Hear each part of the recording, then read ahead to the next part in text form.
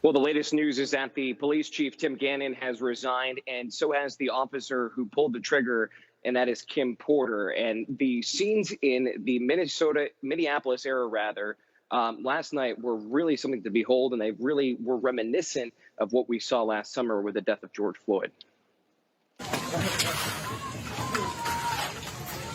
Demonstrators ignored the 7 p.m. to 6 a.m. curfew, and arguably the worst scene of the night, the looting and burning of a Dollar Tree store.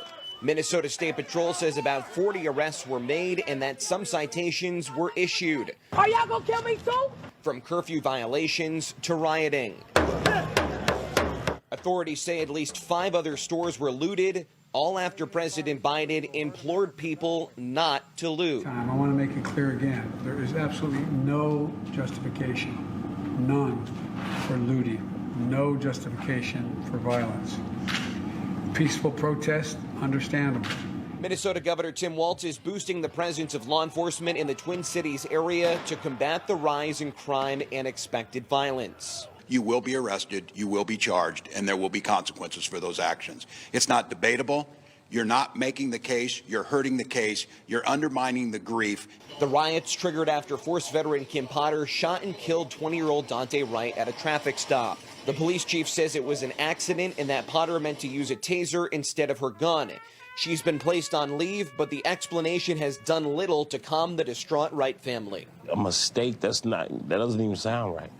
You know, this officer that's been on the force for 26 years. I can't accept that. I would like to see justice served and her held accountable for everything that she's taken from us. And Democratic politicians from across the country are joining the conversation. Michigan Congresswoman Rashida Tlaib writes, quote, "It wasn't an accident. Policing in our country is inherently and intentionally racist." She continues by saying, quote, "No more policing, incarceration, and militarization. It can't be reformed." And a more reserved Vice President Kamala Harris is weighing in, tweeting, quote, "Prayers are not enough. Daunte Wright should still be with us. While an investigation is underway, our nation needs justice and healing, and Daunte's family needs to know why their child is dead. They deserve answers." And again, the big story this afternoon, the police chief of Brooklyn Center, Minnesota, Tim Gannon, as well as the officer who shot Daunte Wright, and that is Kim Potter, they've both resigned. And that happened just a few